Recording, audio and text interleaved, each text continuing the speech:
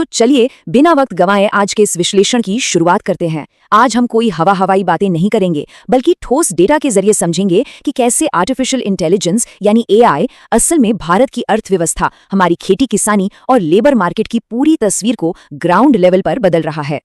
अब जरा इस नंबर पर गौर कीजिए, $500 अरब।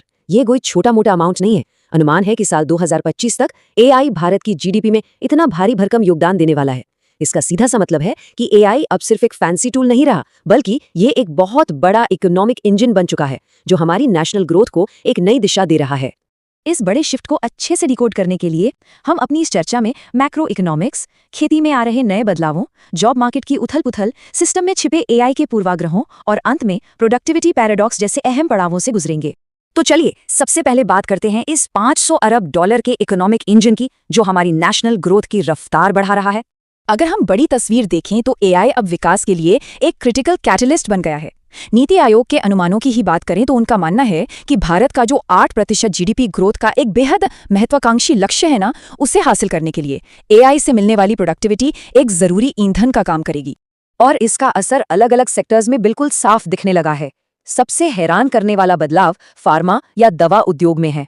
जरा सोचिए, नई दवाओं की खोज का समय सीधा 50% तक कम हो गया है और लागत 10 गुना तक घट गई है। कमाल है ना। वहीं फाइनेंस सेक्टर में 0.8% और मैन्युफैक्चरिंग में भी लगभग 0.4 से 0.9% तक का प्रोडक्टिविटी जंप साफ नजर आ रहा है। लेकिन हर सिक्के के दो पहलू होते हैं। तो आइए अब इस एआई क्रांति के सबसे पेचीदा हिस्से की तरफ बढ़ते हैं, नौकरियों का ग्रेट रीशफल या भारी उथल-पुथल। यहाँ हम एक बहुत ही अजीब सी स्थिति का सामना कर रहे हैं। एक तरफ ऑटोमेशन की वजह से दुनिया भर में करीब 8.5 करोड़ नौकरियां विस्थापित होने का अनुमान है, खासकर जो व्हाइट कॉलर जॉब्स हैं। लेकिन दूसरी तरफ यही एआई इकोनॉमी लगभग 9.7 करोड़ नई भूमिकाएं भी क्रिएट कर रही है। यानी पुरानी चीजें खत्म हो रही हैं और उनके मलबे से नए मौके जन्म ले रहे हैं। ये एक बहुत बड़ा ट्रांजिशन है। अब अगर हम खास तौर पर भारत की बात करें तो हमारी सबसे बड़ी चुनौती क्या है?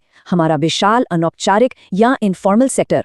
हमारा अल्टीमेट गोल ये होना चाहिए कि ये नई तकनीक इस विशाल असंगठित कार्यबल की नौकरी न छीने, बल्कि उनके स्किल्स को अपग्रेड करे और उन्हें सशक्त बनाए। और यही सशक्तिकरण हमें एग्रीकल्चरल सेक्टर में देखने को मिल रहा है। चलिए देखते हैं कि कैसे एआई सीधे खेतों तक पहुंच रहा है। खेतों में एआई का मतलब कोई कॉम्प्लेक्स कोडिंग या एल्गोरिदम नहीं है। यहाँ इसका सीधा सा मतलब है छोटे किसानों के लिए किसानी से जुड़ी जानकारी को सुलभ बनाना, बिना हानिकारक केमिकल्स के मिट्टी की जांच करना और उन किसानों तक सही डेटा पहुंचाना जो सच में हमारी फूड सप्लाई चेन की रीढ़ है। ग्राउंड पर इसके कुछ बहुत ही शानदार डिप्लॉयमेंट्स हो रहे हैं। महाविस्तार को ही ले लीजिए, जो किसानों को उनकी अपनी भाषा में बोलकर रियल टाइम सलाह दे रहा है। वसुधा रियल टाइम में मिट्टी की जांच कर रहा है।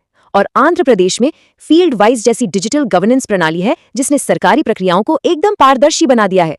ये सारी पहल साक्षरता और कनेक्टिविटी जैसी बाधाओं को तोड़कर सीधा किसानों की मदद कर रही हैं। इसका एक और परफेक्ट एग्जाम्पल है नियोपर्क।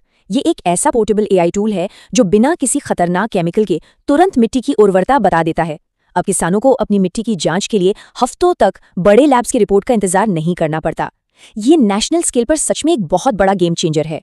लेकिन सब कुछ इतना परफेक्ट भी नहीं है। हर नई तकनीक के साथ कुछ खतरे भी आते हैं। तो अब बात करते हैं एआई के छिपे हुए खतरों और एल्गोरिदम के पक्षपात की। अगर हम बिना सोचे समझे इन सिस्टम्स पर पूरी तरह निर्भर हो जाएं, तो इसके गंभीर परिणाम हो सकते हैं, खासकर एचआर और रिक्रूटमेंट में। हाल ही में international research journal of engineering and technology ने एक बहुत ही डिटेल स्टडी पब्लिश की है, जिसमें एआई द्वारा स्क्रीन किए गए लगभग 10,000 रेज्यूमे के स्कोर्स का गहराई से विश्लेषण किया गया। और इस स्टडी का डेटा एक बहुत ही कड़वी सच्चाई बयान करता है। एआई रिक्रूटमेंट टूल्स अक्सर सिस्टमैटिक भेदभाव करते हैं। स्टडी के आंकड़े दिखाते हैं कि कुछ खास समूहों के लिए एआई का स्कोर 80% के थ्रेशोल्ड से भी नीचे है। इसका साफ मतलब है कि एआई सिर्फ एक उम्मीदवार के शैक्षणिक संस्थान या बैकग्राउंड का अनुमान लगाकर उसके साथ पक्षपात कर सकता है। ये वाकई चिंताजनक है। तो इस ग्लोबल बायस या पक्षपात का इलाज क्या है? इसका इलाज है हमारी अपनी तकनीक। आइए बात करते हैं भारत की स्वदेशी एआई इंफ्रास्ट्रक्चर स्टोरी की। इन बाहरी पूर्वाग्रहों को कम करने के लिए भारत आज अपने खुद के डिजिटल इंफ्रास्ट्रक्चर पर भारी दांव लगा रहा है। हमारे पास आधार, यूपीआई और कोविन जैसी प्रणालियों के जरिए दुनिया के सबसे बड़े डेटा सेट्स मौजूद हैं। और साथ ही इंडिया एआई मिशन के तहत 10,372 करोड़ रुपए का भारी भरकम बजट भी रखा गया है। ये विशाल और लोकल डेटा सेट्स वो फ्यूल हैं जो ऐसे एआई मॉडल्स को ट्रेन करेंगे जो हमारी भारतीय संस्कृति और जरूरतों को असल में समझते हैं। और इसी दिशा में एक कमाल का इनोवेशन है भाषिनी प्रोजेक्ट। ये भाषा की दीवारों को गिराने का एक शानदार सरकारी प्रयास है। इसका मकसद ये तय करना है कि इन तकनीकी सुविधाओं का फायदा सिर्फ अंग्रेजी बोलने वाले कुछ लोगों तक ही सीमित ना रहे। यह सही मायनों में पूरे भारत का डिजिटल इंक्लूजन है।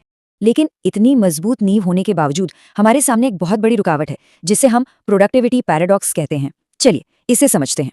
हो क्या रहा है कि आज बहुत सी कंपनियों को ऐसा लग रहा है कि एआई की वजह से उनकी प्रोडक्टिविटी रातों रात आसमान छूने लगी है।